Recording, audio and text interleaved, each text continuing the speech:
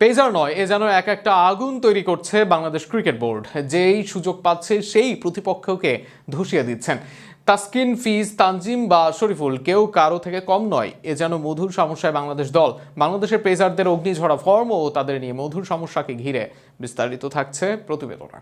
একটা সময় বলা হতো যদি বাংলাদেশে কোনো ইট ছোড়া হয় তবে সেটা পড়বে বাংলাদেশের কোনো বাঁহাতি স্পিনারের গায়ে। দিন বদলেছে, এখন যেন বাঁহাতি স্পিনার নিয়েই বাংলাদেশ নামে কালে ভদ্রে। বিপরীতে এখন বাংলাদেশে রাজত্ব করছে পেসাররা। পেসারদের আধিপত্য এতই যে কাকে রেখে কাকে খেলাবে সেটাই যেন মধুর সমস্যা। সাদা বলের ক্রিকেটে বাংলাদেশের অপরিহার্য অংশ মুস্তাফিজুর রহমান।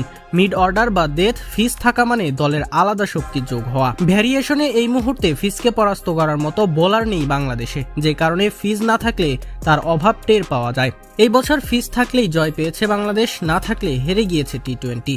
ফিজ ছাড়া যেন এই মুহূর্তে দলে নেই অটো চয়েস। তাসকিন আহমেদের মতো বোলার ইনজুরির পর একাদশে নিয়মিত হচ্ছেন না, অথচ ইনজুরি থেকে ফিরেই লঙ্কানদের বিপক্ষে ওডিআইতে নেন 4 উইকেট। এরপর টি-20তে সুযোগ পেয়ে গত ম্যাচে নিজেকে প্রমাণ করেন তাসকিন। তাসকিনের সাথে সাথে নিজেকে প্রমাণ করে যাচ্ছেন শরীফুল ইসলাম। লঙ্কানদের বিপক্ষে সিরিজ জয়ের পর এবার পাকিস্তানের বিপক্ষেও বল হাতে জ্বলে উঠলেন তিনি।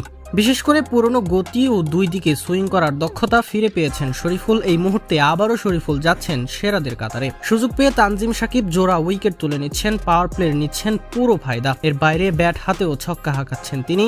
ওডিআই বা টি-20 দলের হয়ে গুরুত্বপূর্ণ রান করছেন। সুযোগ পেয়ে সাইফও খারাপ করেননি, তাকে দলে নেওয়া মানে ব্যাটিং অর্ডারে অতিরিক্ত অস্ত্র যোগ হওয়া। এরা জাতীয় দলে আছেন। এই মুহূর্তে জাতীয় দলের বাইরে আছেন খালেদ, রিপন, ইবাদতরা। গ্লোবাল সুপার লিগে অসাধারণ পারফরমেন্স করে খালেদ হন দ্বিতীয় সেরা উইকেট দাতা। বিশেষ করে বড় বড় ফ্র্যাঞ্চাইজিদের বিপক্ষে ডেথ ওভারে খালেদের বুদ্ধিদীপ্ত বোলিং ছিল প্রশংসা করার মতো। ইনজুরি থেকে ফিরে উঠেছেন ইবাদত হোসেন। নিজ দিনে তিনি কি হতে পারেন সেটা সবারই জানা।